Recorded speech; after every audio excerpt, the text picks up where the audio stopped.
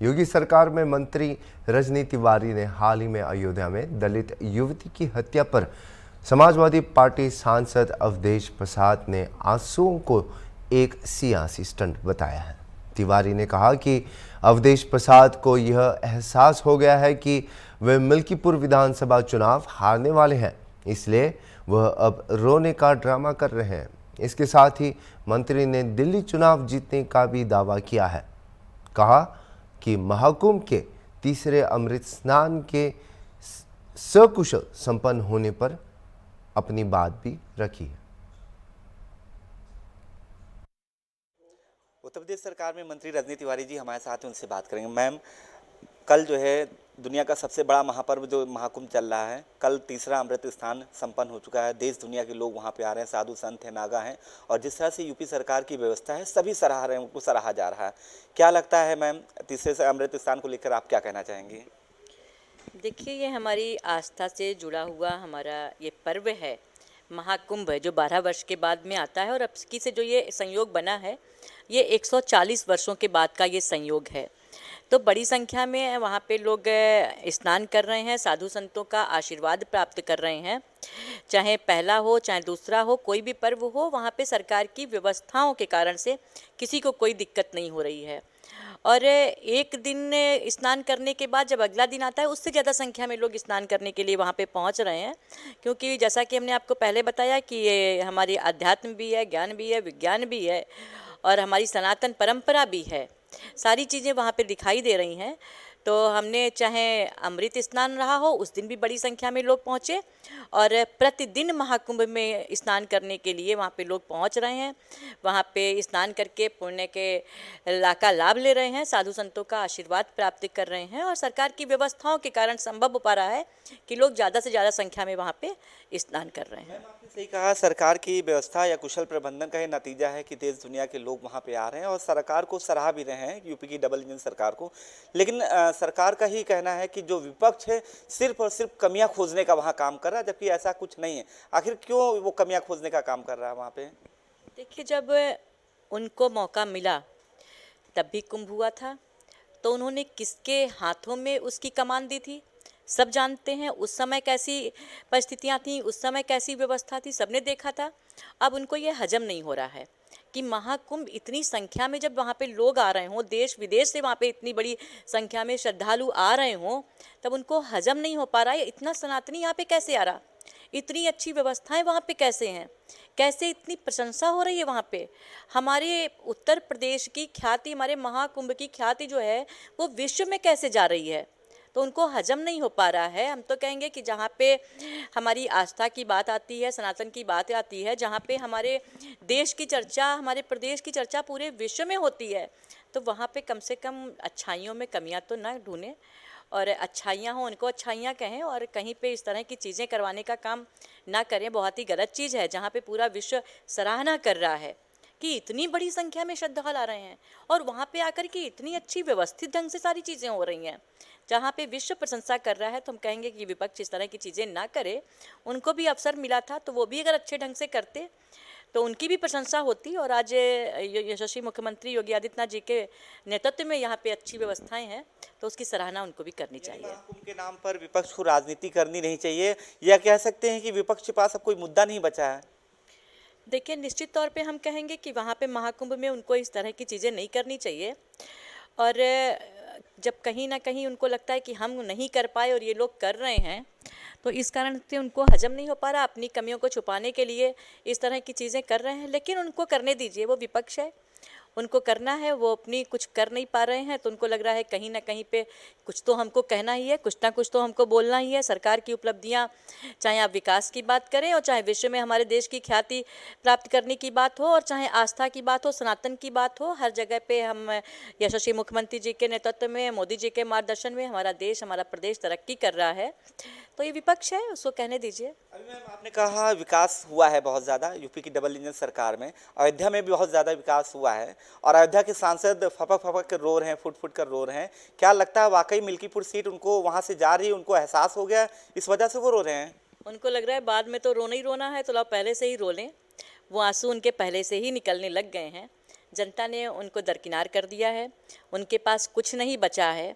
अब जब उनको पूरी चीज़ें पता चल गई हैं, उन्होंने स्पष्ट तौर पे वहाँ पे देख लिया है कि रिजल्ट क्या आने वाला है। यही कारण है सांसद जी के वहाँ पे आंसू निकले हैं, तो उसमें कोई ऐसी बात नहीं है। उनको बाद में वो रोते तो इसीलिए पहले ही उन्होंने अपना दुख उनसे प्रकट हो गया।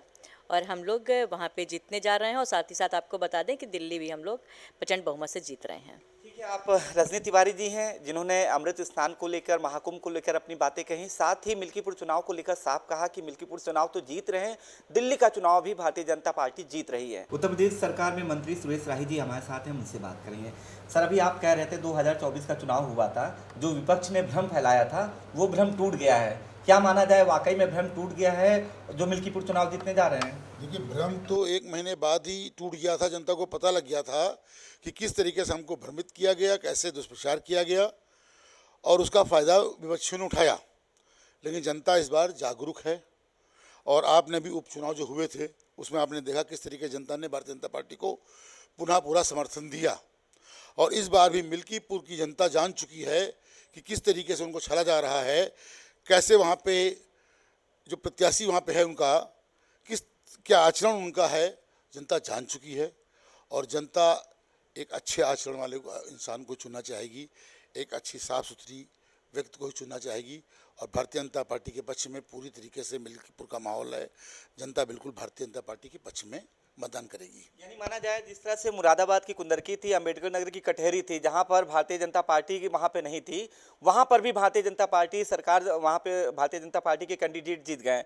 यानी कि साफ है कि जो योगी सरकार की नीतियां हैं सबको भारी, वहां कुंदरकी जैसी सीट पे जहां पर 65% मुस्लिम आबादी कहा जाती है, वहां पर भी भारतीय जनता पार्टी ने परचम लहराया। देखिए, आज़ादी के बाद अगर आप बात करेंगे गांव के विकास की, देश के विकास की, प्रदेश के विकास की, तो भारतीय जनता पार्टी की सरकार, माननीय योगी आदित्यनाथ जी की सरकार सबसे पहले पायदान पे आपको खड़ी मिलेगी। आज गांव के अंदर जिस तरीके से आवास बन रहे हैं, गांव के अंदर जिस तरीके से बिजली जा रही है, गांव के अंदर जिस तरीके से सड़कें पक्की बन रही हैं, गांव के अंदर जिस तरीके से बच्चों को शिक्षित किया जा रहा है, उनके स्कूल जो साफ़ सुथरे स्कूल एक माहौल दिया जा रहा है, ये जनता देख रही है कि कौन सी सरकार हमारे बच्चों के लिए, हमारे आने वाली पीढ़ियों की मदद करना चाहती है, उनको आगे बढ़ाना चाहती है।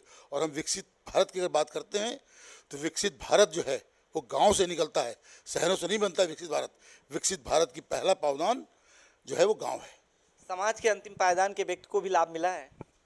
हमारा उद्देश्य यही रहा है, हमारा मूल मंत्र यही रहा है कि जो अंतिम पंक्ति में जो हमारा व्यक्ति है उस तक सरकार की योजनाएं पहुँचा, और उसमें हम लोग सफल हो रहे हैं बराबर। अच्छा, तो माना जाए कि ये मिल्कीपुर चुनाव जीत रहे हैं, क्या वाकई में जीत रहे हैं या प्रचंड जीत रहे हैं? तो ये हम लोग मिल्कीपुर का चुनाव एक तरफा जीत रहे हैं, कोई नहीं है। बिल्कुल कोई नहीं। जनता पूरी तरीके से समझ चुकी है कि हम लोगों ने जो गलती पिछली बार की थी वो भूल हमसे न होने पाए।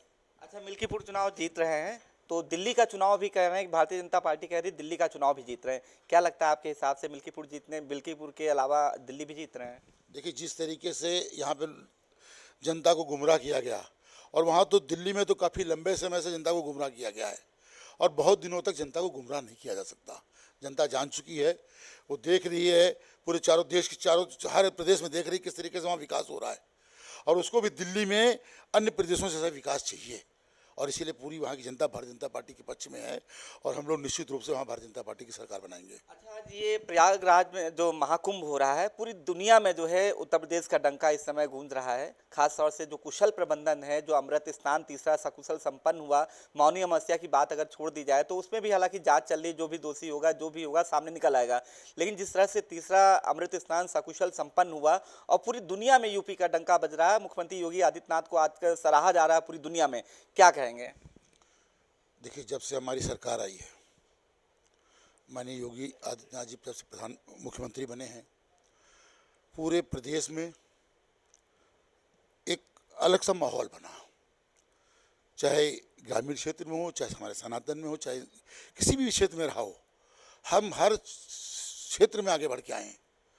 और रही कुंभ की बात आप करेंगे, अगर जो कुंभ सदियों से चले आ रहे हैं, कोई पहली बार नहीं हुआ, लेकिन जिस तरीके से व्यवस्थाएं हमारी सरकार ने की है, बिना रुके पहले लोगों को रोका जाता था, कई कई दिन वहाँ पड़े रहते थे, लेकिन इस बार जो जनता जा रही वहाँ पे है और शाम को पहुँचती सुबह स्नान करके वापस चली जाती है। ये एक व्यवस्था बहुत अच्छी वहाँ पे है। महाराज जी ने सारी व्यवस्था वहाँ अच्छी की है और लोग वहाँ पे आते हैं और उनका फिर मन करता है कि अगले दिन फिर रुक जाएं। वहाँ से किसी का भागने का मन नहीं कर रहा है कि हम आए और डुबकी लगाए भाग लें, क्योंकि ऐसा माहौल वहाँ एक माननीय मुख्यमंत्री जी ने बनाया है। बिल्कुल, ये कुशल प्रबंधन है मुख्यमंत्री योगी आदित्यनाथ जी का। जी आज जो है पूरी दुनिया में प्रयागराज के नाम पर पूरे यूपी का जो है डंका बज रहा है। और बात करें चाहे मिल्कीपुर चुनाव की या दिल्ली चुनाव की, भारतीय जनता पार्टी, जैसा कि आपने कहा सुरेश राय जी ने, मिल्कीपुर के अलावा दिल्ली में भी भारतीय जनता पार्टी की सरकार बनने जा रही है।